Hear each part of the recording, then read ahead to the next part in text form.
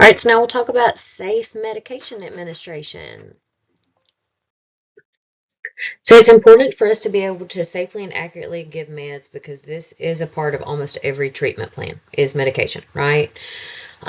So it is a leading cause of patient harm because we're doing it so often. And that could be from just an unintended consequence of therapy or because of med errors. So, med errors is any preventable event that can lead to inappropriate med use or patient harm while the medication is in control of the healthcare professional, the patient, or the consumer.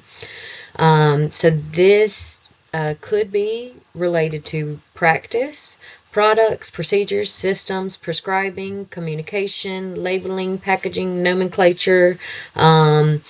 All of these things we're going to talk about, okay? How med errors can occur. All right, so some errors that can occur before I've given the drug, okay? This could be from an incomplete order where they didn't indicate the dose, the frequency, the route, whatever. So they could have wrote 500 milligrams of acetaminophen, and I assumed that was a pill and they meant it to be IV. It could be drugs that are contraindicated being ordered together.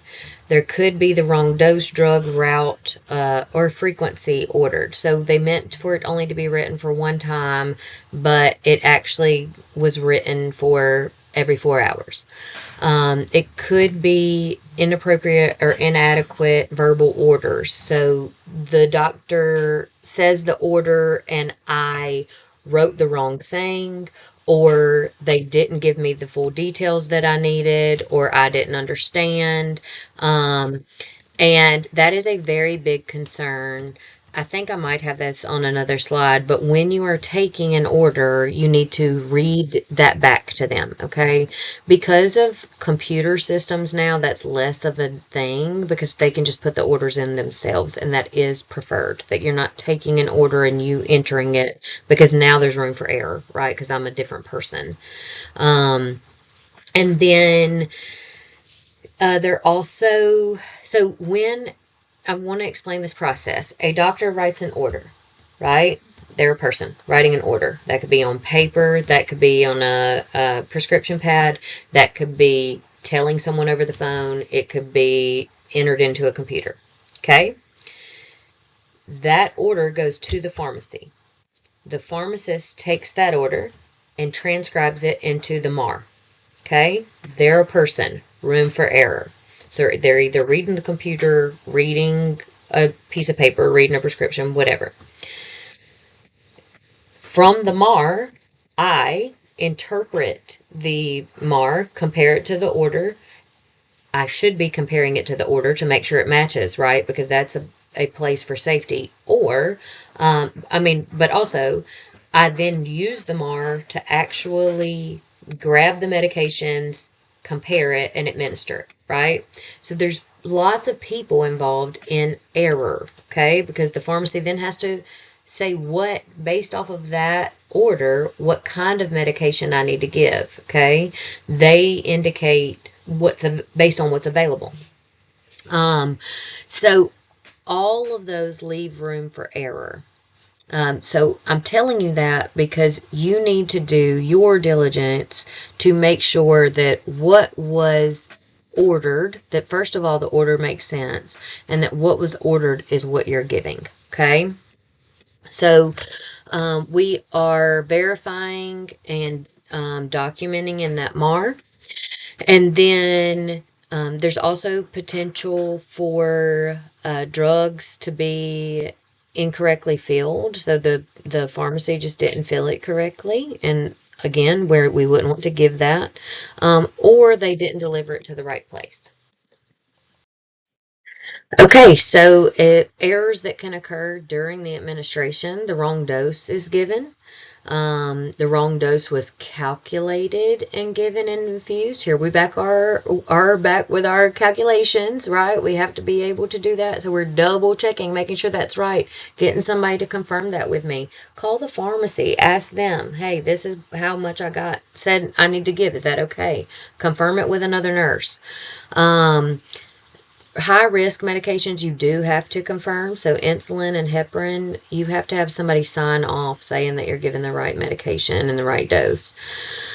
The right drug was incorrectly prepared.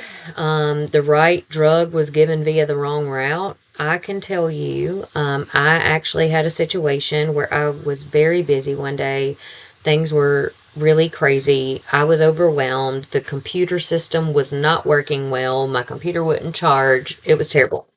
Well, my patient had vancomycin ordered, and it was in the refrigerator in a syringe. And I was a little confused because I'm like, I've only ever given vancomycin in a bag IV, but I was a travel nurse. I was at a new facility, and I'm like, well, maybe they do stuff different. I don't know. And I went to go give the vancomycin, and I was just not going to use the computer to chart because I had given up on it. And I am looking at this, and I'm like, this just doesn't look right. And I don't even think you can IV push vancomycin. And so I'm looking at the syringe, trying to figure out, and I said, let me just go double check, what this is, the dose, how I'm supposed to give it. Am I supposed to put this in a bag, like dilute it myself? I don't really know what's going on. And then when I got to the chart, thank God I didn't just go put this in this person's IV.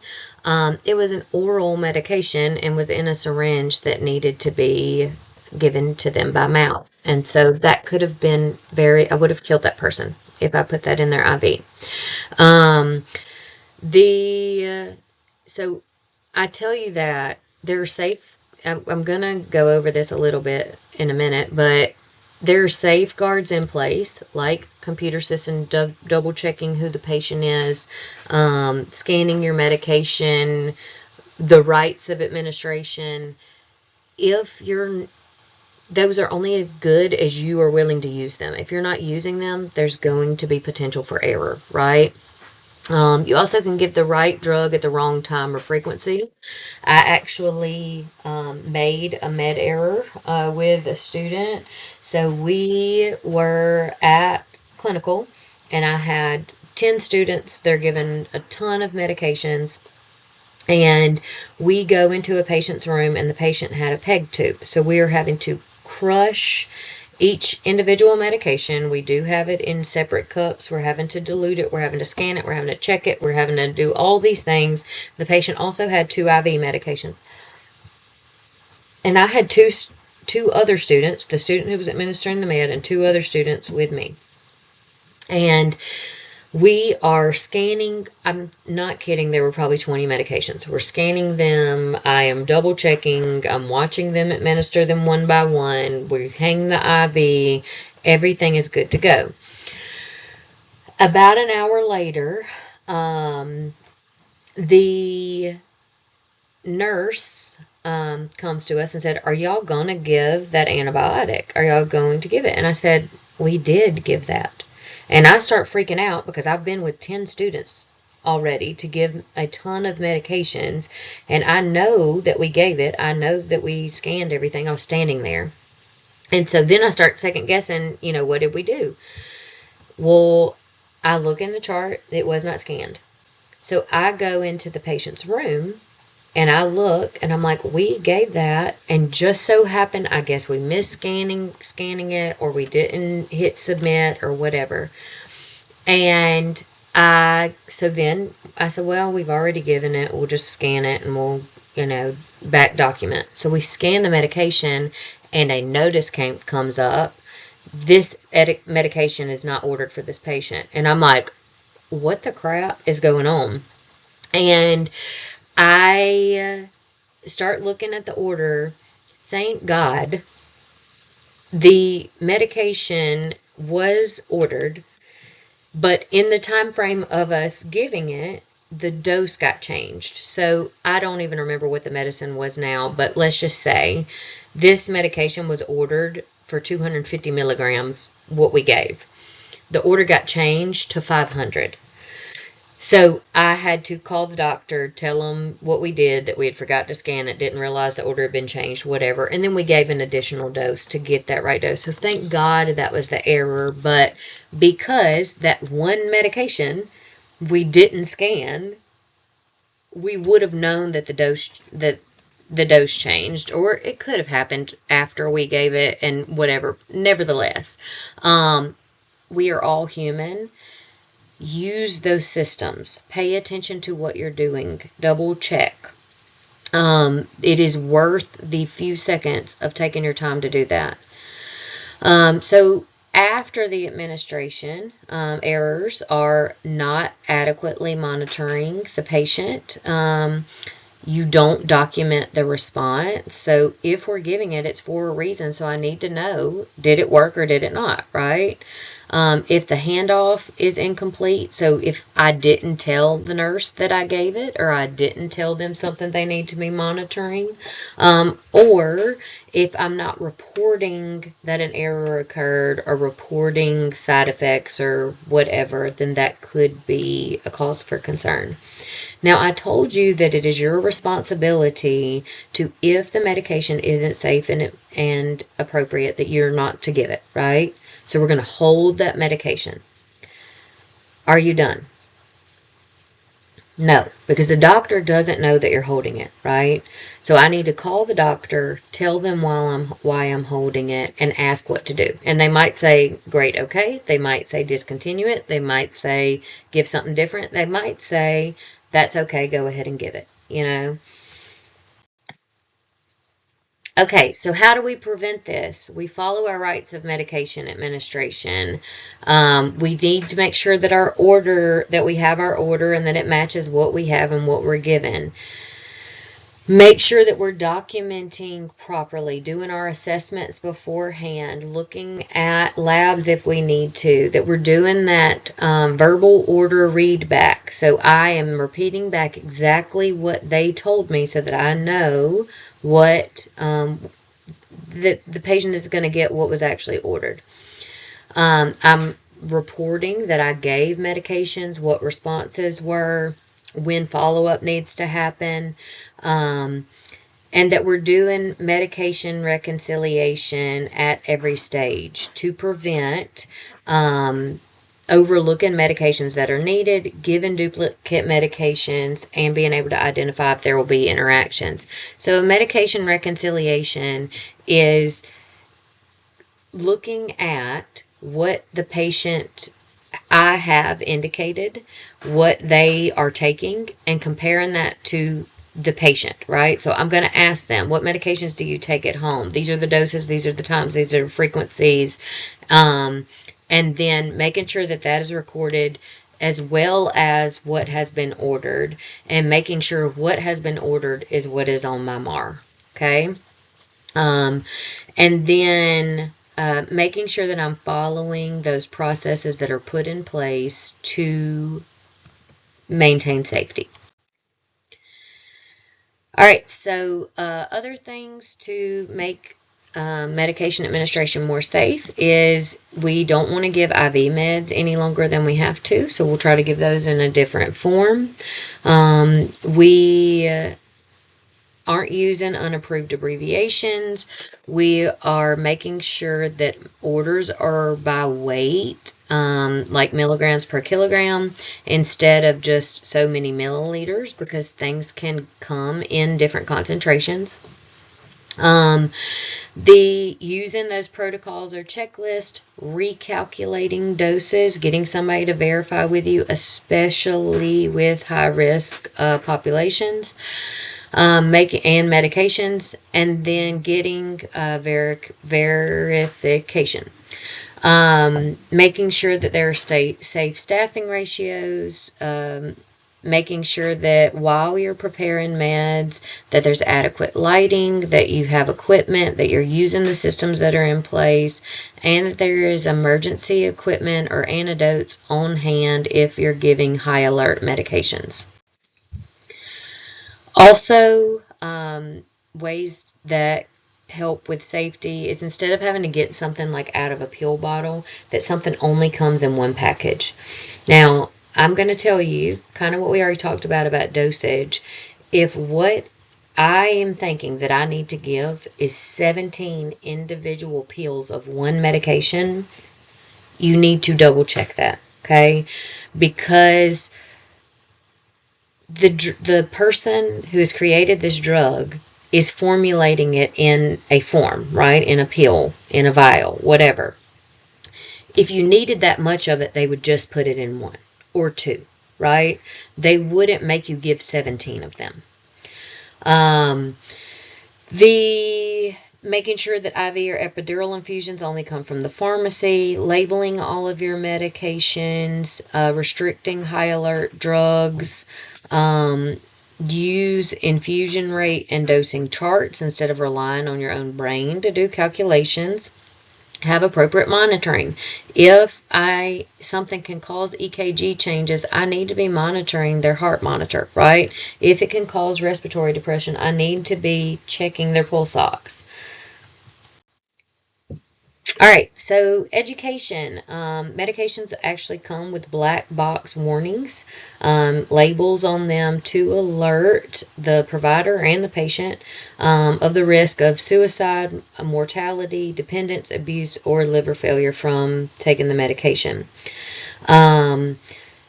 Providers and patients need to be educated on medication safety. There also are specific labels, containers, or warning for high alert or look-alike or sound-alike medications.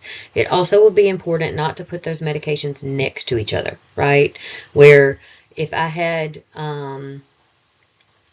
cimetidine and cetirizine, I'm not putting those right next to each other in something that I could just easily grab because it'd be easy to confuse it, right?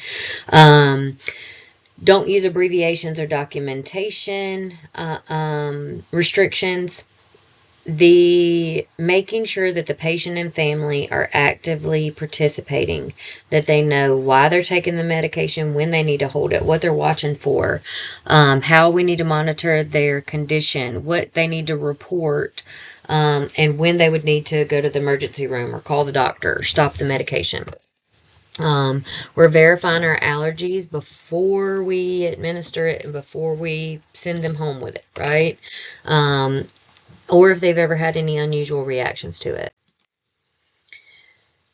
Teaching, we need to be teaching at every interaction. So when we're giving the medication and when we're sending home with them, it's good to have that by multiple routes. I'm teaching them and I'm providing them with handwritten documents to support that.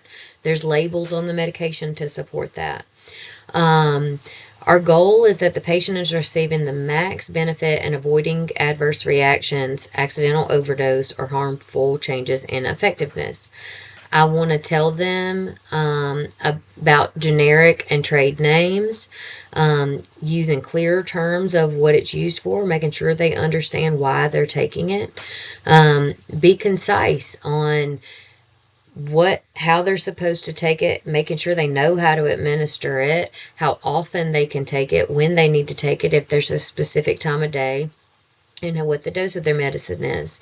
If they need to avoid anything while they're taking this, if there's any safety precautions that they need to be aware of, potential things that could interact with.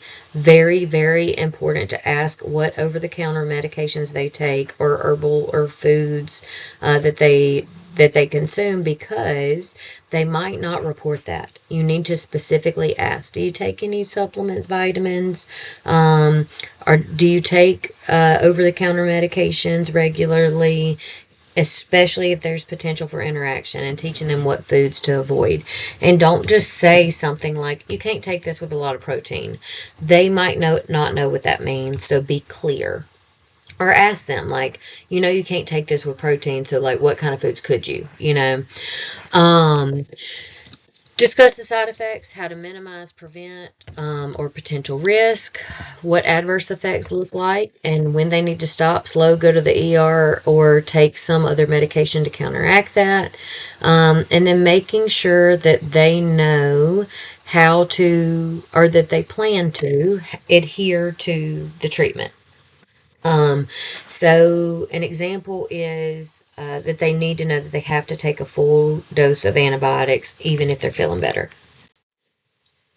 All right, so and when teaching, I'm going to tell them and then I'm going to have them repeat back to me what they learned, and then I clarify as needed. If I've shown them how to do something, I want to watch them do it and make sure that they know how.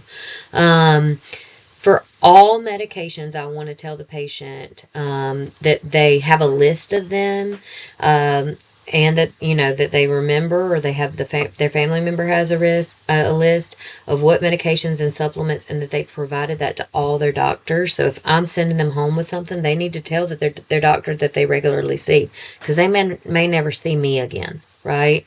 And then if their doctor doesn't know, they might prescribe something that could counteract with that, or have some sort of toxic reaction.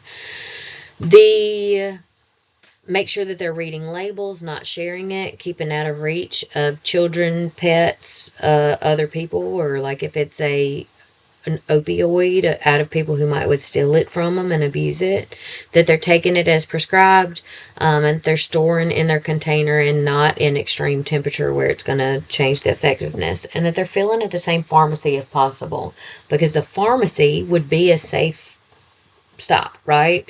Because if they have duplicate medications, or if they have things that might interfere, the pharmacist could also clarify with the doctor. But if you're using multiple pharmacies, they're not going to know.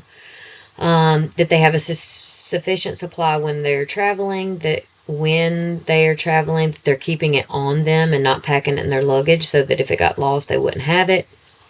That they call their provider and poison control if a poison is suspected. That number is here. All right, high alert medication. So these are safe and effective drugs, but if they're not taken properly, they can be fatal or cause a lot of harm. Some of these medications are heparin and warfarin, which are blood thinners, metformin, digoxin, anticoagulants, those are blood thinners, opioids, or insulin. And generally, you want another nurse to verify the administration of this with you. I will tell you that in my own experience, this can be aggravating, and people will get annoyed with you, and you will be annoyed. Do it anyway, because there are reasons why we need to verify, because this is very serious and very dangerous, and people can be hurt. So insulin is given commonly before meals and at bedtime, okay? And at any given time, there can be 20 patients on the unit who need insulin, okay? A nurse has to sign off on me giving insulin. And I can tell you that I thought that this was dumb and it was annoying, that I can count to 2. I pulled up 2 little units, and now I have to go hunt somebody down to sign this with me. And something that commonly happens is people just sign it anyways, and they didn't look at it. And I refused to do that. And this was made clear to me I was very busy one day, had 100 things going on, and a nurse wanted me to, she said, "Can you just sign this for her insulin?" And I said, even though I didn't feel like it, I went against my judgment and said, let me see it. And she was aggravated with me. So she goes to get it, and she brings it to me, and she was supposed to be given 4 units of regular insulin, and she had drawn up 40. And she would have killed this person. So I just encourage you, do it anyways, even if it is annoying. Same thing with opioids. You have to sign off if somebody says they're wasting the medication. People are going to get aggravated at you if you don't just sign off on them without seeing what they did. If you are signing off that you watched them that you watched them waste this medication, and you didn't actually watch that, and they are abusing these medications, they could go in the break room, take that drug, OD, and die right there. And that is on you for the rest of your life. They also could get caught and get in trouble. And if you are who signed off on that, you are now also responsible. So I would just encourage you. It is a rule for a reason. Watch, protect your own self. Okay. As far as technology, I said there's computer systems in place. This isn't perfect, but it does kind of take the human aspect out of it, where there's just some safety protocols that are built in. Now, one thing that I can tell you happens is something called alarm fatigue, and I can give you an example of this. I worked on an orthopedic trauma unit, and there were orthopedic surgeries all day long. Okay, and the order sets were very similar. And so on the provider side, every time they ordered acetaminophen, and they did usually order IV acetaminophen, PO acetaminophen, PRN, IV scheduled, and then they would order like Percocet that has or oxycodone with acetaminophen, PRN, for pain. Okay, so they would have all these orders. And so every time they're ordering it, the alert comes up. The max dose that you can give of acetaminophen in this time frame is 4,000 milligrams. Are you sure that you want to do this? And so you could imagine if you see that 60 times a day, every day, that you're just clicking, right? You're going through. So on the nurse side of this, when I go to give any of those medications, it says an alert. This patient, or the max dose of acetaminophen is 4,000 milligrams. Are you sure, or the patient has had X amount in this time frame, are you sure that you want to give this? Okay. And again, I work on this unit every single day, and there's nothing but surgeries of patients with these exact same orders. So on my side, if I see that 60 times a day, what do you think I'm doing? In this particular case, I get the alert, and it says the ordered dose of acetaminophen is 4,000 milligrams. The patient has had 6,000 in 24 hours. Are you sure that you want to do this? And I'm like, what is going on? And when I went to look, the nurses prior to me had given the medication. I'm sure, just clicked through the alert, because the patient accidentally had duplicate orders, because they had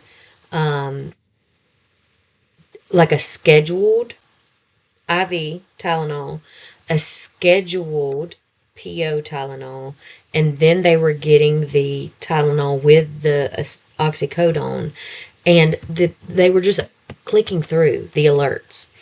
And so, thank God, I, saw that and didn't continue to give it to the patient. And when I went to the provider, they said, we just click through it.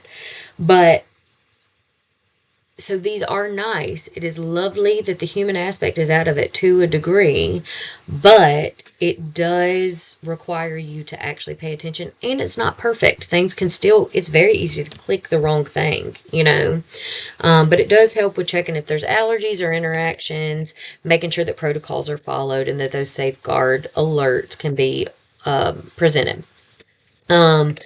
There also is potential for linking to reference material. So you will see this in the hospital, in the medical record, where the order in the MAR, a lot of times there's a little button you can click and it'll pull up information on the drug. Use that. That is wonderful. If you don't know about a medication, please do not give it. I don't care if it is a vitamin. If you don't know what it does and what potentially could happen, please do not give it. Okay, look it up. It takes 5 seconds. Another thing that can occur is when you're given IV medications, is medications can be incompatible, and they can actually precipitate in the line. Okay, so if I go to push a medication, somebody can have fluids going. They have a primary line, and I can go push a PRN medicine. And I actually have done this. I push the medication, and you can watch it just kind of like crystallize and cloud. Imagine that happening in the person's bloodstream, right? In that circumstance, thank God. And I had checked compatibility. I don't know what happened. Didn't do it again. But I immediately stopped that infusion, disconnected it, and changed my IV tubing. And then the patient didn't get that. I saw it happening in the line. Okay. And so but it is very important that you check IV compatibility with giving IV medications, especially if you're doing it in the same line.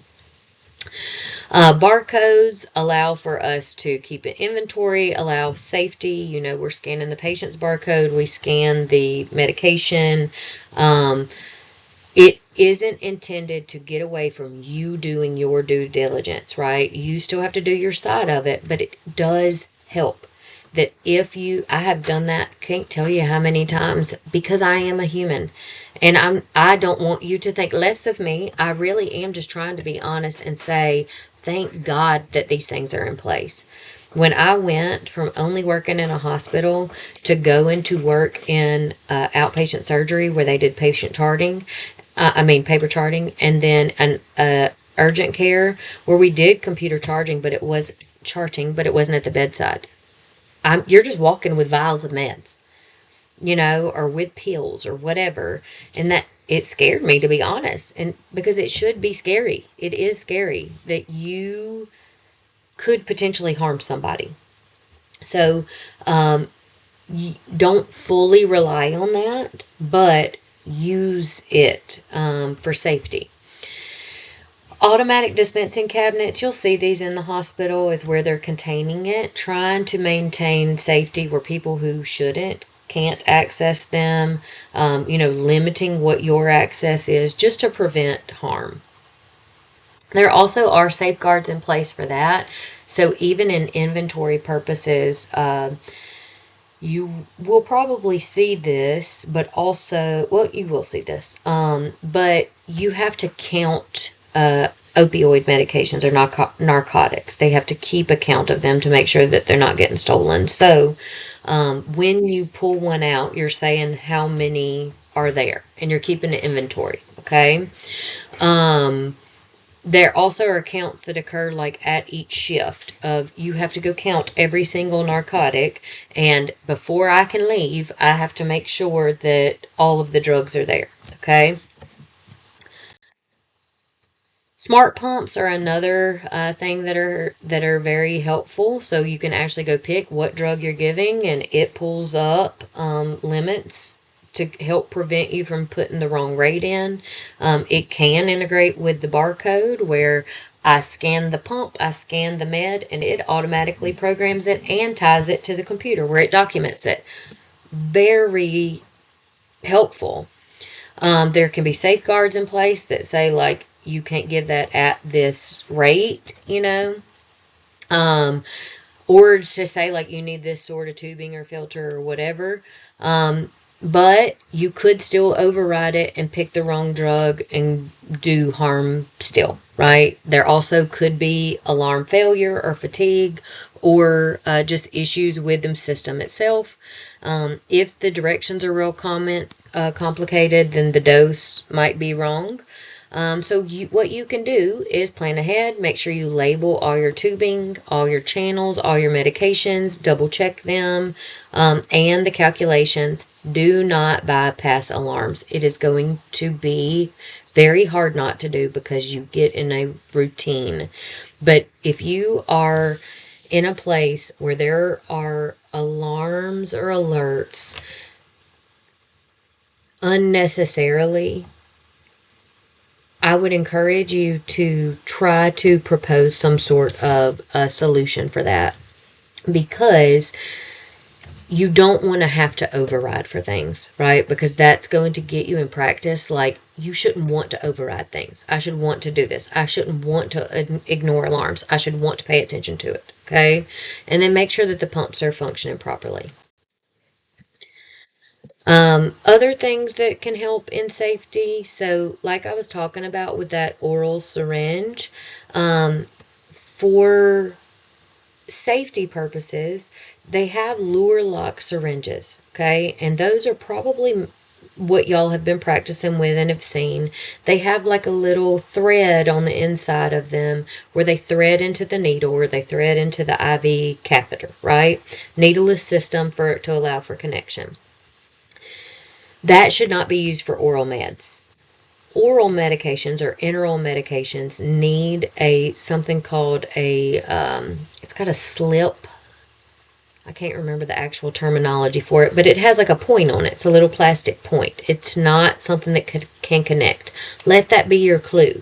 If I go with something that has a little plastic point on it, to insert it into something that has threads on it, those don't go together, right? Let that trigger you to halt and say, what am I doing here? There also are specialized tubing and filters for certain medications.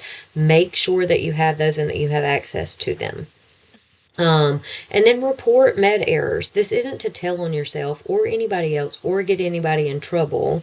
It is to identify causes so that systems can be put in place to prevent, okay? This to error is human is errors are inevitable. They are going to happen. We know that they can. But if we know what leads to them, then we can put systems in place to protect us. All right, and then some terms in medication administration. So PRN, what does that mean? It stands for pro re nata and is Latin for as needed. So if there is a PRN medication, there has to be an indication. So PRN pain, PRN nausea, PRN headache, PRN vomiting, whatever. There's an indication of why you're taking it, right? But it's not a scheduled medication. It is a as needed. Stat, what's that? Right now. Okay, that means I'm giving that. That is a one-time order. Now, it can be written stat and every 4 hours.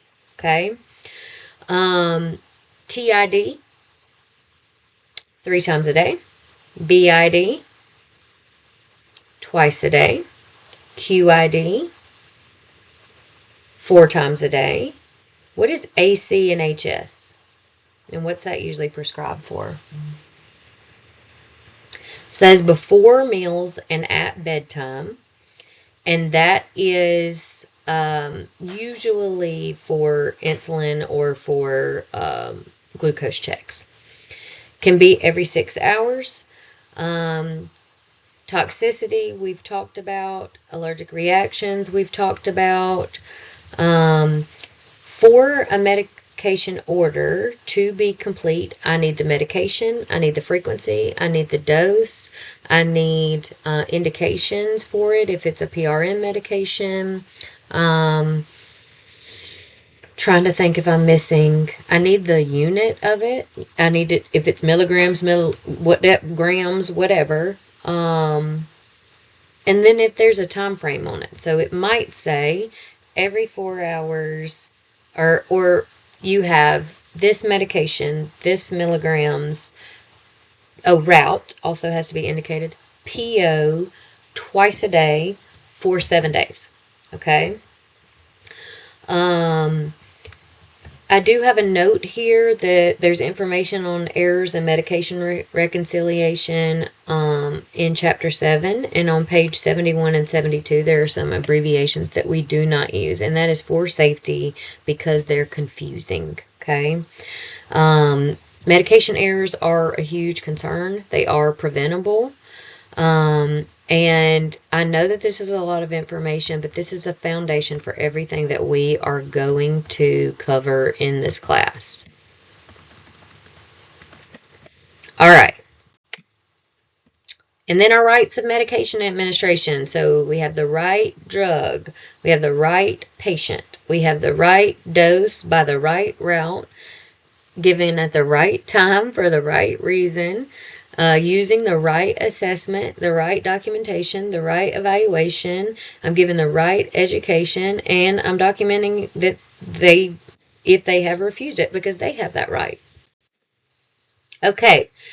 Um, so what is our therapeutic objective of drug therapy? Provide the maximum benefit with minimum harm.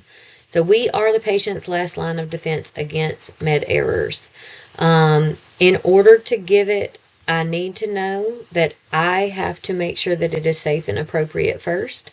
I need to double check, do my medication reconciliation. I need to make sure that what the prescriber ordered, first of all, is indicated for the patient, is appropriate, that it's not some crazy sounding dose, or like, why are you ordering this IV? They're going home, that the pharmacy supplied it correctly, and that I'm doing my proper assessment, following those rights of medication administration, educating my patient, listening to my patient if they're telling me, whatever, that they're having side effects, that they don't take this medication.